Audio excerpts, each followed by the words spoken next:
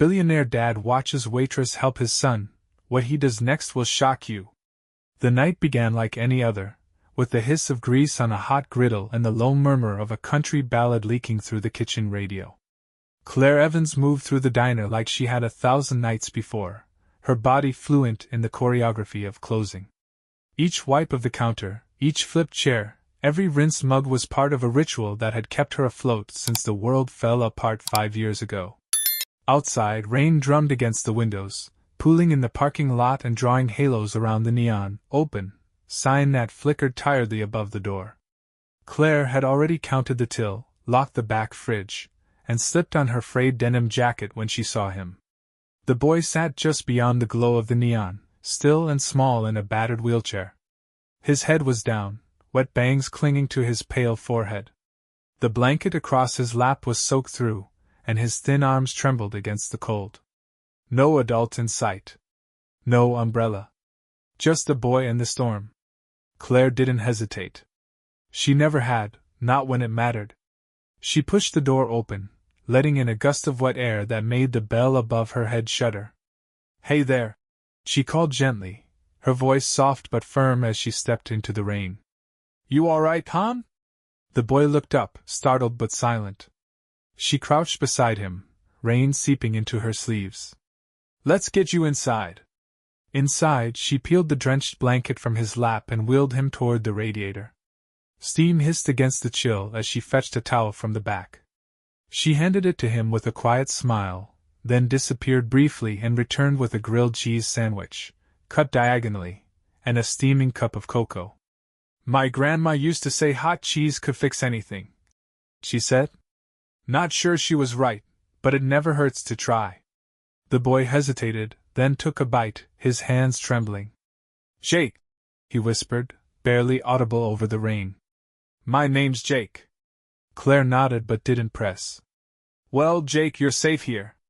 What she didn't see, couldn't have seen, was the sleek black Rolls-Royce parked in shadow across the road. Inside, hidden behind tinted glass, a man watched in silence.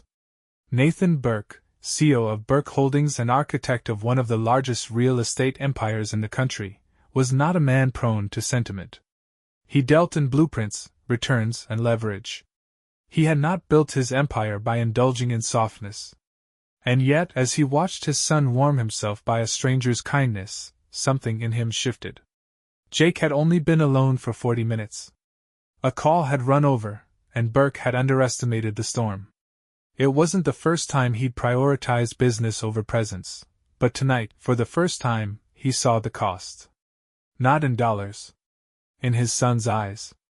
That night, Claire drove home through the downpour, her coat soaked through and her tips barely enough to stretch the week's groceries. But Jake's shy smile stayed with her, a flicker of something rare, something real. She didn't know that the man in the car had followed her home. That he'd memorized her license plate. That he would come to her doorstep, not with threats or apologies, but with an offer. Because for the first time in his life, Nathan Burke had been taught a lesson he couldn't buy. And he intended to pay it forward. The knock came just after 7. Claire was still in her work clothes, sneakers by the door, apron slung over the back of a kitchen chair. The trailer was quiet, save for the drip of a leaky faucet and the faint hum of the old refrigerator. Rain tapped lightly against the windowpane. She opened the door cautiously. Standing outside was a tall man in a black coat, the kind that cost more than her monthly rent. His shoes were spotless despite the mud, and his presence didn't belong on this street, not among the sagging porches and flickering porch lights of Laurel Pines Trailer Park. He didn't smile. Didn't ask if it was a bad time. Just said, "I'm Jake's father." Claire's hand tightened on the edge of the door. "I was across the street last night," he added. "In the car." She said nothing, unsure whether to be afraid or insulted. The man's face was unreadable, pale eyes, trimmed beard, a look of someone used to having the upper hand in any room he entered. He stepped forward slightly, not enough to be threatening, but enough that she could smell the faint scent of leather and expensive cologne. Then, with a measured motion, he reached into his coat and pulled out a sealed envelope. "I'm not here to cause trouble," he said, placing it on her kitchen table without waiting for an invitation. That's a job offer. Administrative. Entry level. But full salary, benefits, flexibility. Claire stared at it, skeptical. Why? The man paused. Because you did something I didn't. You mean feed your kid? The words slipped out before she could stop them. Her voice wasn't angry. Just tired. Wary. He gave a faint, humorless smile. Yes. That. He turned to go, then stopped at the door. I don't believe in charity, he said. I believe in paying debts. And I owe you one. The door closed behind him before she could ask his name. It took Claire 3 days to open the envelope. Inside was a neatly printed offer letter, from Burke Holdings. Along with a card, Executive Assistant to the Director of Community Outreach. A name printed in block capitals at the bottom, Nathaniel Burke. Claire read it 3 times. The benefits alone were staggering. Health insurance. Tuition reimbursement. A salary that could cover more than groceries. Stability. She didn't say yes right away. She asked around. Dug into the company. Found out they'd recently begun a massive restructuring effort, part PR, part genuine pivot. Corporate responsibility, community investment. All the right buzzwords. All led by a CEO whose name carried enough weight to break a city block. When she finally called the number on the card, the woman who answered, Nora something, didn't seem surprised. We've been expecting you, she said. And just like that, Claire Evans, former diner waitress, stepped into the marble-floored lobby of Burke Holdings. The office was a universe away from the world she knew. Glass walls. Controlled temperatures. Conversations in soft tones about margins and initiatives. Everyone moved fast, dressed sharp, talked in acronyms and strategy. Claire didn't pretend to belong. She didn't own heels. She took notes in a spiral-bound notebook from Dollar Tree. She used plain words. She said thank you too often. But she listened. She paid attention. She remembered things others didn't. And she watched people, the way she always had, noting which employees left meetings quietly devastated, who lingered at their desks long after dark, who answered phone calls with trembling hands. She learned names, faces, stories. And that was where she began to matter. Within weeks, she flagged a discrepancy in a community vendor payment. Quietly suggested an alternate contractor who had worked with local shelters. Started attending town halls with Nora, who had once rolled her eyes at Claire's note-taking and now asked her to lead briefings. Still, not everyone welcomed her. Some sneered behind her back. Whispers of diversity hire and Burke's charity case circulated like poison through the ranks. Claire didn't flinch. She'd heard worse. She focused on the work. On Jake's weekend visits to the office, sitting in her swivel chair, doodling superheroes on company letterhead. On the knowledge that, for the first time in years, she didn't dread the end of the month. Then came the report. A leaked document. Financial mismanagement. A scandal waiting to explode, and her name was on it. Claire found out from the security guard, who showed her a headline on his phone as she walked into work. She didn't panic. She didn't cry. She printed every version of the report, compared metadata, timestamps, revision histories. She spent 2 sleepless nights combing through the source material. The setup was obvious, once she knew where to look. But proving it? That would take more than truth. That's when she turned to Nora. Nora was surprised. Claire hadn't asked for anything since she started. Had never pushed, never played politics. But now, standing in her office, file in hand and voice calm, Claire said, I need you to trust me. It was enough. What followed was a week of whispered meetings, legal consults, and quiet confrontation.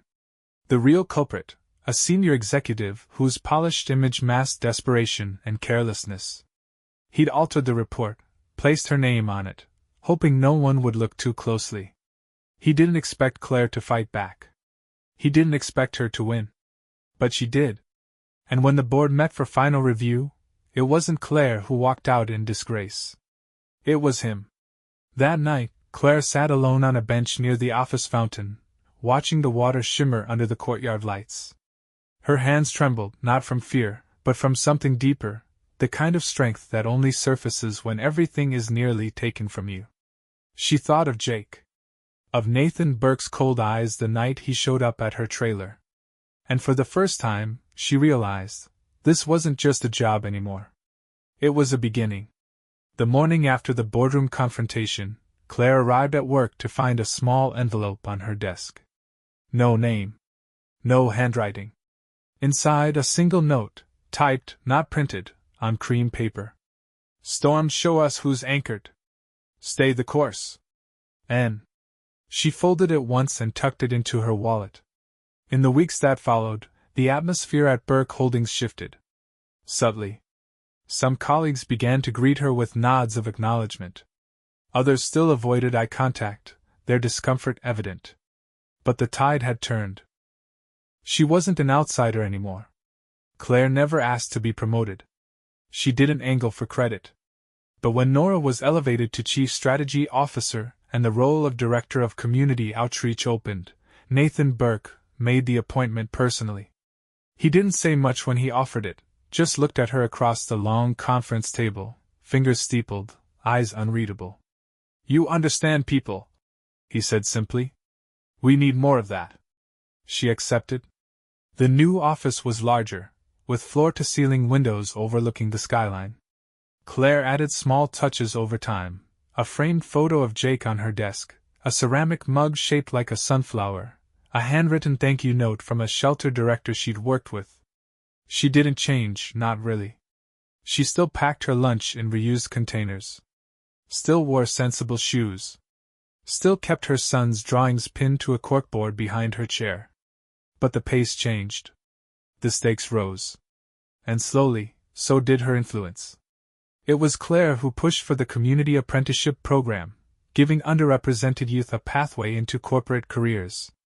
Claire who fought to revise the supplier policy to include more local, minority-owned businesses. Claire who told a packed boardroom, without flinching, we can't talk about legacy if we're afraid to get our hands dirty. The company's image softened. The numbers rose. And Claire Evans became the face of something new. But even success, well-earned and honest, can bring discomfort.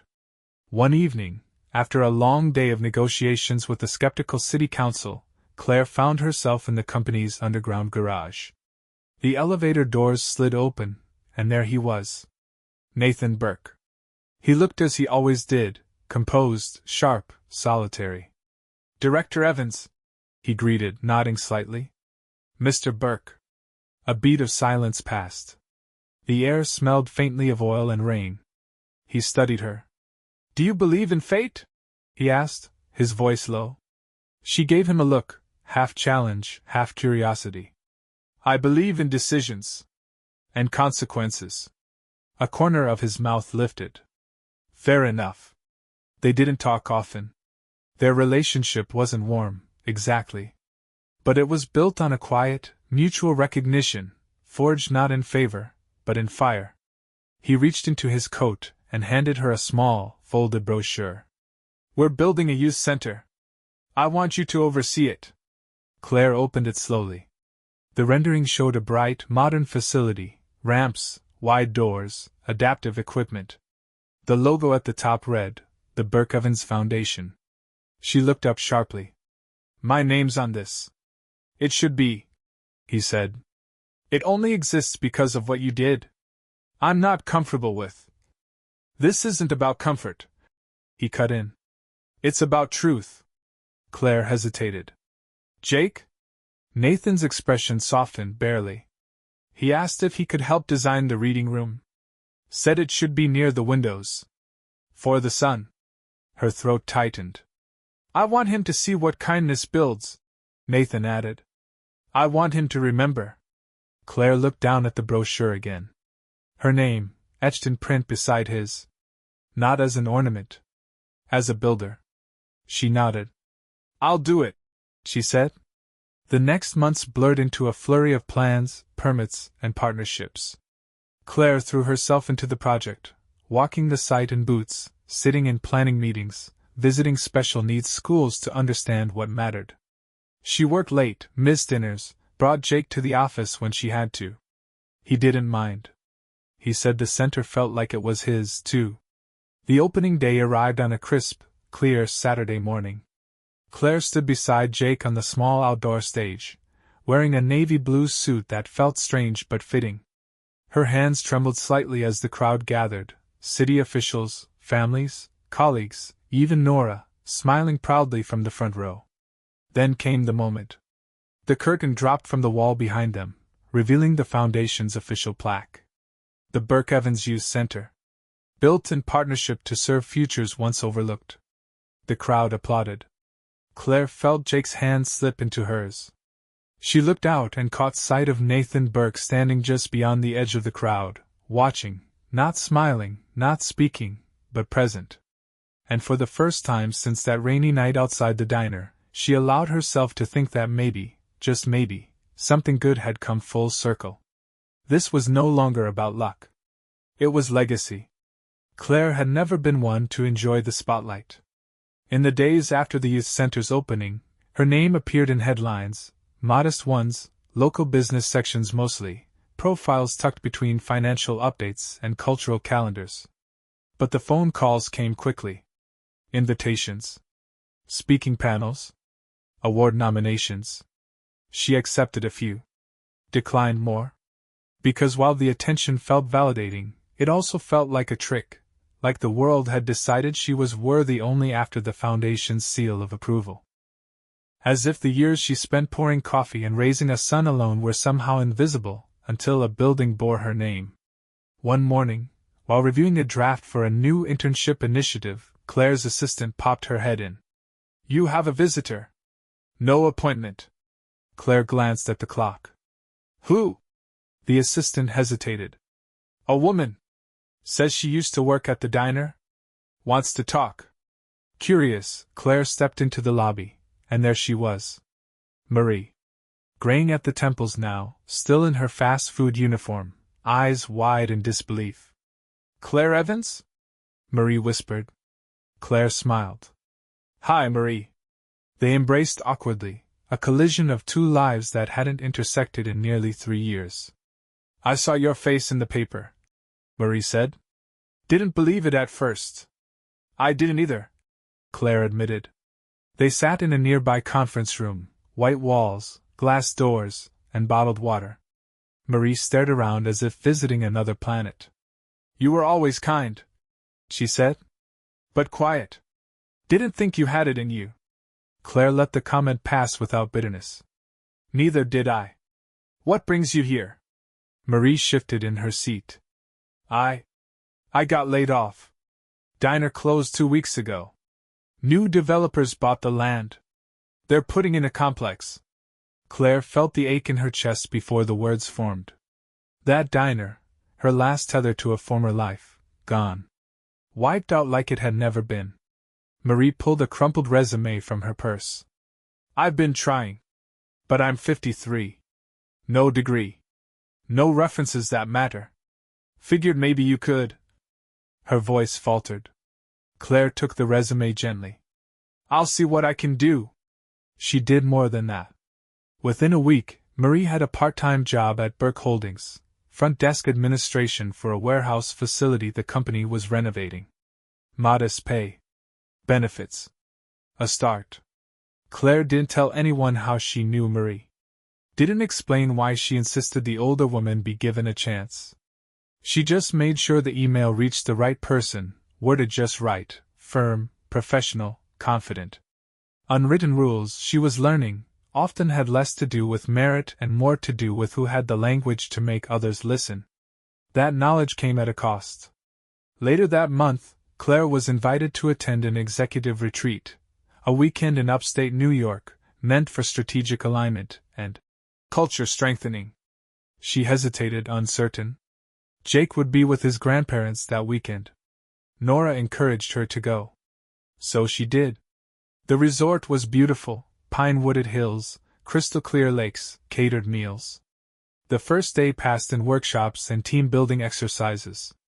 Claire spoke little, listened much. That evening, as the fire pit crackled and wine flowed freely, she overheard two junior executives in mid-conversation behind her. "She's a PR move. You don't name a building after someone unless it's to clean something up." Claire didn't turn around. She didn't need to. They didn't know she was within earshot. Or maybe they didn't care. The tone was familiar. The tone of those who never had to crawl. Who believed success was inherited, not earned. She returned to her cabin early that night. Opened her laptop. Drafted a memo outlining a policy revision she'd been considering, expanding mental health coverage for lower-level staff, including field workers. She rewrote it 3 times. Then she sent it straight to the CEO's inbox. At 6:12 a.m., a response came. "Do it. NB." Claire smiled faintly. In this world, power didn't always speak loudly. Sometimes it whispered in policies. Sometimes it slipped into rooms no one invited you into. And sometimes, it wore sneakers and carried the quiet rage of every woman who'd ever been underestimated. They began calling her the conscience of Burke Holdings. It started as a compliment, an internal memo from a division head praising her latest ethics initiative. Then it spread. A few journalists picked it up. By the time a podcast interview aired with Nora speaking of Claire as the soul of the company, the phrase had stuck. Claire hated it. Not because it wasn't flattering, it was, but because it wasn't true. She wasn't a saint. She wasn't infallible. She was a woman who had survived, who had worked hard, who had made compromises she didn't always name aloud. And now, people were building something around her that felt too heavy to hold. That week, HR scheduled a video shoot for the internal Voices of Burke campaign. Claire's segment was meant to be inspirational. She sat under lights in a navy blouse, her hands folded neatly in her lap. The interviewer, a bright-eyed young producer, asked how she went from a roadside waitress to vice president. Claire smiled, the practiced one, and gave them the story. But not all of it. Never all of it. She didn't say how often she still woke in a sweat, expecting another eviction notice. She didn't say how many times she checked Jake's school meals account, or how uneasy she still felt surrounded by people who never had to weigh whether to fix a car or fill a prescription. She told them about kindness, about second chances, about building bridges. She did not tell them about the burn of shame the first time a colleague commented on her accent, or the quiet fury she felt watching executives talk over a receptionist who'd worked there longer than any of them. They wanted the story of a phoenix. She gave them the flight, not the fire. 2 days later, her segment went live. Employees across the company sent her emails, LinkedIn messages, even thank you notes. The story moved people. But one message stood out. It came from a woman named Lisa, a regional manager in the Midwest office. The subject line read, "You reminded me." The body of the email was short. Honest. Raw. "I was a teenage mom. Nobody knows that here. I've spent a decade pretending. But you made me remember that I don't need to be ashamed of where I came from. Just wanted to say thank you." Claire stared at the message for a long time. It was the first time she allowed herself to believe that visibility could be a tool, not just a burden. That being seen, truly seen, might give someone else the permission to stop hiding. But it also made her vulnerable. That same week, a journalist from a major business magazine reached out. They were preparing a profile on Nathan Burke, part biography, part exposé, and they wanted her insights. She declined. Then the journalist sent a second email, this time with an attachment, a photo from 5 years ago. Grainy, taken through the diner window. A waitress with tired eyes and a boy in a wheelchair eating grilled cheese by a radiator. The caption, "The night everything changed." Claire stared at it, her throat tightening. She hadn't known there were photos. She called Nathan. He answered on the second ring. "I got an email," she said quietly. "They have a photo of Jake." There was a pause on the line. "I'll handle it," he said. Claire hesitated. "Do you think I'm a liability?" He didn't answer immediately. Then, no. I think you're the only part of this company that couldn't be bought or built. It was the closest he'd ever come to a compliment. By the next day, the story was pulled. The journalist moved to another beat. She didn't ask questions. Nathan didn't offer explanations. But something changed between them. They met more frequently. Discussed strategy, policy, growth. Sometimes they argued. Nathan, all data and consequence. Claire, all context and cost. You think heart fixes everything, he once said, exasperated. No, she replied. I think ignoring it breaks everything. Jake visited the youth center often now. He had friends there. Claire would catch glimpses of him laughing, pushing himself down the hallway with a kind of freedom she hadn't seen in years. And Nathan? He began showing up, too. Quietly. Standing at the edge. Watching. Once, Claire asked him, "Why didn't you come sooner?" He looked at her, something like regret flickering behind his eyes. "Because I didn't know how to be a father to someone I'd already disappointed." She said nothing. But she understood. Because for all her strength, she still hadn't told Jake how hard it had been. How close they'd come to losing everything. She wanted him to live in a world where the worst had already passed, even if it hadn't. That night, she sat beside her son as he slept. His breath even. His hands curled softly under his chin. And she whispered the truth, not to him, but to herself. That rising from nothing doesn't mean the past disappears. It means you learn to carry it better. It began with a phone call Claire nearly ignored. She was in her office, half listening to a budget briefing when her cell phone buzzed. The caller ID read private. She nearly silenced it, but something made her answer. "Miss Evans?" a woman's voice asked. Professional, clipped. "This is Dr. Caroline Ames. I'm calling on behalf of Nathaniel Burke." Claire stood from her desk, moving instinctively toward the window. "Is something wrong?" "He's at Massachusetts General. Chest pain. He's stable now, but he listed you as an emergency contact." Claire didn't remember sitting down, but when the line went quiet, she was already in her chair, heart hammering in her chest. An hour later, she was in a hospital waiting room, hands cold despite the spring air. When the doctor came out, white coat and calm smile in place, Claire stood too quickly. "He's okay," Dr. Ames said. "Stress-related angina. Not a heart attack.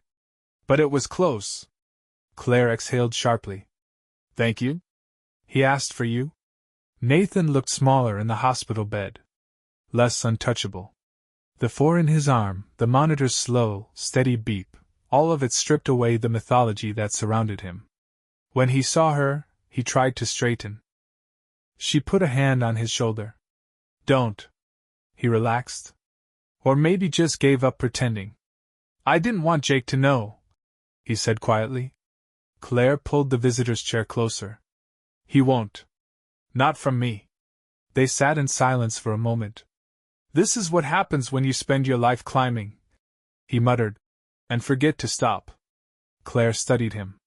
"Or when you think stopping means weakness." He didn't argue. She almost didn't ask, but it had lived in her throat for too long. "Why me?" she said finally. "Why not your assistant, or your lawyer, or anyone else?" Nathan turned his head slowly to meet her eyes. "Because they'd ask what I needed. You'd ask what mattered." Claire looked down, fingers twisting together in her lap. "You scare me," he added, and her head jerked up. "Excuse me?" "Not in a bad way." He paused. "You make me want to be someone my son wouldn't flinch from." Claire's throat tightened. She wasn't ready for this. For truth wrapped in hospital sheets. For vulnerability from a man made of armor. "I don't want to be forgiven," he said. "Good," Claire replied. "Because I never offered that." The corner of his mouth twitched. "Still honest. Still tired." They sat in silence again, broken only by the monitor's rhythm. Finally Claire stood. "You'll need a recovery plan," she said. "Lifestyle changes. Boundaries." Nathan looked up at her, something half amused in his eyes. You offering to manage that too? Claire met his gaze. I'll draft a proposal. She left before he could respond. Back at work, she didn't mention the hospital. Not to Nora. Not to Jake. She buried herself in project plans and budget summaries, in new ethics review proposals and a housing initiative she'd been building quietly with local partners. But something had shifted. She began to see the strain in others, the signs she'd once missed. An exhausted receptionist was shaking hands.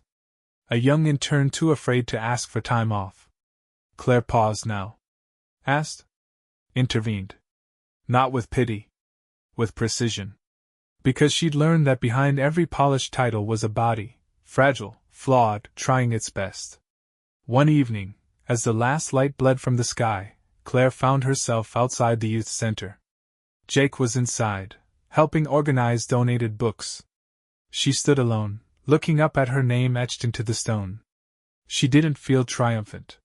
She felt responsible. For holding the door open. For pulling others through. Behind her, a voice said, "You're not a symbol, you know." She turned.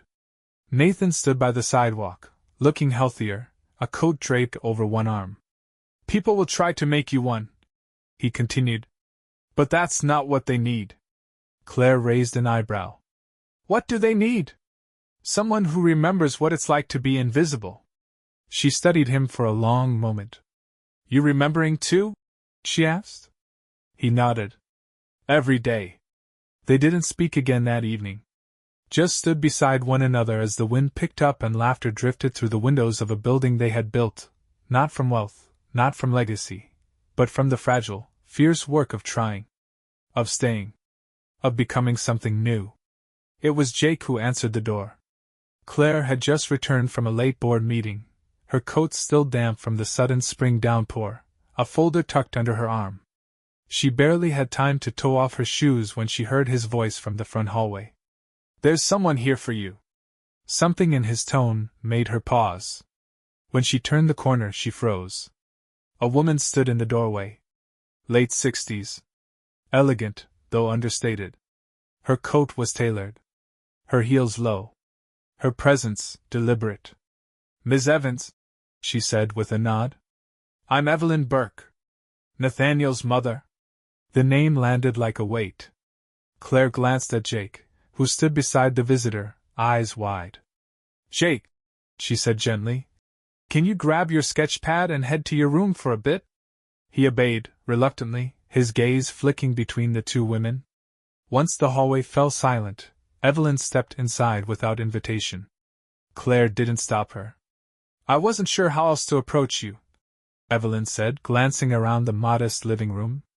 "My son's been evasive." Claire crossed her arms. "What do you want?" "To understand," Evelyn said. "To see, for myself, the woman he's given his legacy to. I don't need to be vetted."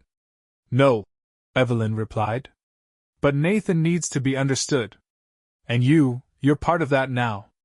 Claire didn't offer her tea. Didn't sit. Evelyn paced slowly, running her fingers lightly across the edge of a bookshelf. "I taught him to build walls," she said after a moment. "Told him that softness was dangerous. That emotion would be used against him. He believed me. I can see that," Claire replied quietly. "When he told me about Jake's mother, how they drifted apart, how he hadn't known how to love the child until someone else showed him how, I assumed he was exaggerating." Claire's voice stayed even. "I didn't do anything extraordinary." "You were kind," Evelyn said. "That's rare enough." They stood in silence for a moment. The rain tapped against the windows, steady and cold. "I didn't come to apologize," Evelyn added. Claire nodded. "That's good. I wouldn't know what to do with it. But I did want to thank you," Evelyn said, "for giving my son a second chance. And for protecting my grandson's heart when Nathan didn't know how." Claire's throat tightened. Not because of the words, but because of how quietly they were spoken. After Evelyn left, Claire stood for a long time at the window, watching the car disappear into the distance. Jake's voice called from his room. Was that Grandma? Claire hesitated. Something like that, she replied. The next day, Claire didn't mention the visit to Nathan. But when he appeared in her office after lunch, standing in the doorway with his tie loosened and a rare look of hesitation, she knew he knew. She never goes anywhere without reason, he said. Neither do you. He sat across from her, elbows on his knees, hands clasped tightly. She asked if I was capable of love. He said, eyes fixed on the carpet. Claire leaned back. What did you tell her? I said I didn't know until I watched someone offer it freely. To someone who couldn't repay it. Claire looked down, breath caught in her chest. I'm not looking for redemption, he added. I just want to be worthy of proximity. That's not a title you earn, she said. It's one you prove. Over and over. Nathan nodded, slowly. Then I'll keep showing up. He stood to leave, pausing at the door. She's proud of you, you know. My mother. She'd never say it that way. But she sees what you've done. Claire said nothing. But after he left, she opened her desk drawer and retrieved the photo of Jake from his early days at the center, the one with his first volunteer badge hanging crookedly, and his gap-toothed grin wide as summer. She stared at it for a long time. And wondered, not for the first time, if the hardest part of being seen wasn't the risk of being misunderstood, but the risk of being believed in. Jake's voice had changed. Claire noticed it one morning over breakfast, that low timbre beneath his usual words, as if childhood were slipping away between spoonfuls of cereal.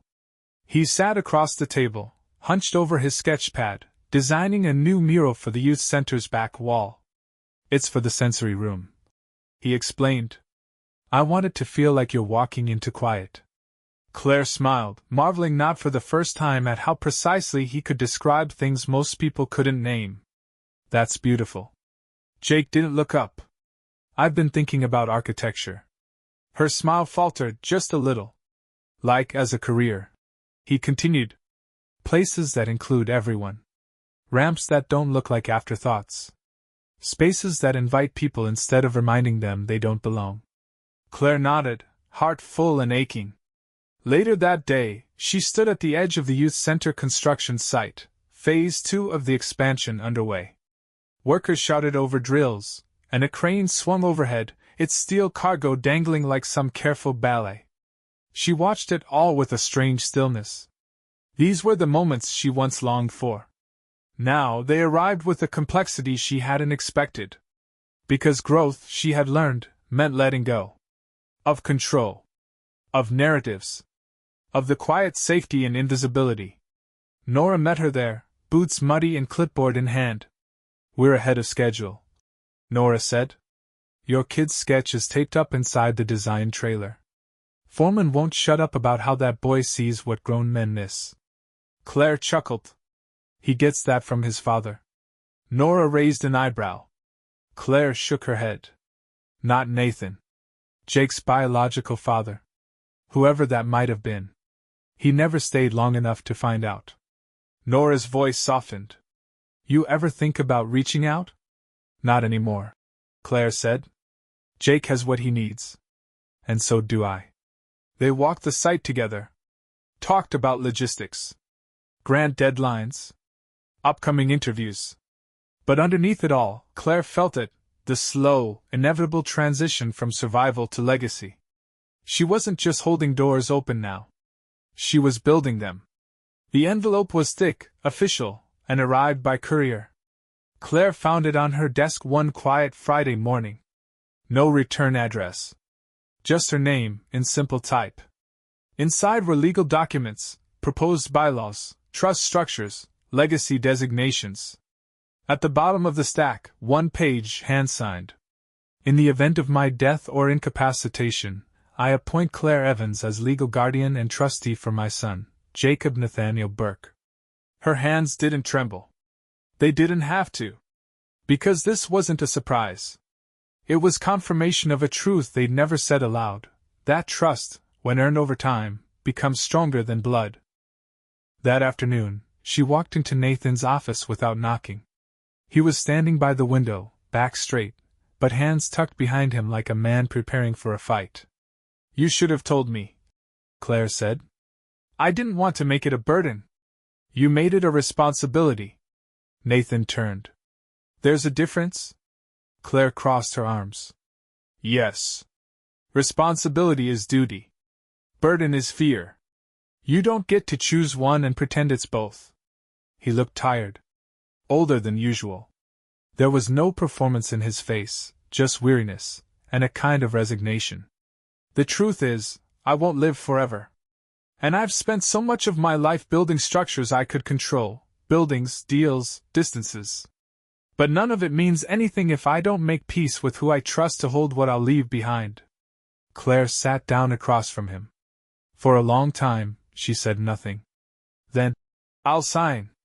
But only under one condition." Nathan raised an eyebrow. "You tell Jake the truth. About what happened. Where you failed. And why you're trying now." He looked away. "You think he hasn't noticed?" Claire asked. "You show up at games. Events. But you disappear at hard questions. That boy deserves a version of his life that isn't written in silences." Nathan swallowed hard. "What if I lose him?" "You won't," she said. "But if you don't tell him, you'll never really have him." That evening, Nathan joined them for dinner. Nothing dramatic. Just stir-fry and iced tea. Jake talked about school, the mural, a girl in his math class who laughed too loud. And after they cleared the plates, Nathan stayed behind. "Jake," he said, voice steady, "can we talk?" Claire left the room without a word.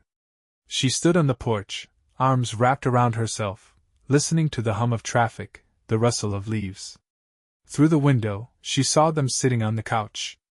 Two silhouettes, one just beginning, the other finally learning how. She didn't press her ear to the glass. Didn't try to catch every word. Some truths, once handed over, didn't belong to her. Later, when Jake came out to join her, his eyes were red, but his face was calm. "He told me," Jake said. "Everything." Claire nodded. "I'm still mad," he added. "You're allowed?" "But I'm also not surprised," he said. "I always knew something was off. But I didn't know how to ask." Claire placed a hand on his shoulder. "You don't have to forgive him today," she said. "I know," Jake replied. "But I think I might someday." They stood like that for a long time, the city quiet around them, the porch light casting a soft glow. Claire didn't ask what was said. Jake didn't offer. But something had shifted, not erased, not fixed, just shifted. And for the first time, Claire didn't feel like she was holding the world alone. The day of the award ceremony was unseasonably warm. Spring had arrived early, sweeping through the city with a kind of gentleness Claire rarely trusted. But today it fit. She stood backstage in a navy silk dress, understated, clean lines, no jewelry. The event hall buzzed just beyond the curtain, 1,000 guests waiting. Her name had been printed on the programs. A corporate achievement award, lifetime recognition. She wasn't yet 50. But in this world, few women like her ever made it this far, this fast, with their names still their own. Jake waited in the front row. He'd come alone, wearing a gray blazer, no tie, a quiet rebellion against the Burke name that now sat beside his in every news article, every brochure for the youth center that continued to expand across the state. Nathan was not there. Not because he didn't care, but because 6 weeks earlier, a diagnosis had come. Pancreatic cancer? Stage 4. He hadn't asked for sympathy. He'd asked for time. To put his affairs in order. To leave the company in hands he trusted. Claire's hands? She hadn't argued. Not because she wanted the title. But because she knew how to carry it properly. The MC's voice came through the speakers, announcing her name. Claire stepped onto the stage. The applause was steady. Not thunderous. Not dramatic. But real. Earned. The sound of respect. She approached the podium, notes in hand, but didn't look down. "I spent years," she began, "believing that value came from knowing the right words. The right people. The right doors. She paused. But the truth is, it comes from staying. From listening. From refusing to believe that kindness is a weakness. And from building things, quietly, sometimes in the dark, until one day someone calls it strength. She didn't talk about the diner. Or the envelope on her kitchen table. Or the boy in the rain. She didn't need to. Because the people who mattered knew the story. And the people who didn't, well, they'd learn it through the work. After the event, Jake met her by the exit. In his hands was a small box. "What's this?" she asked. "Open it."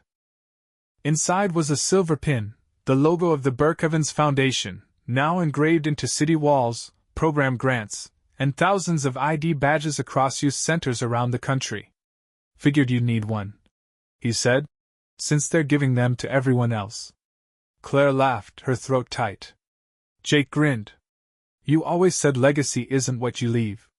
It's what you plant." She nodded. "And what grows when you let go." They left together, mother and son, past photographers, past corporate handshakes, past the curated smiles of executives who still didn't quite know how she'd come this far. They didn't need to. Because Claire Evans, once a waitress with aching feet and quiet resolve, had built something no resume could measure. A life. A future. And in the hearts of those who walked through the doors she helped build, safety. Hope. And the simple, lasting memory of what it felt like to be seen.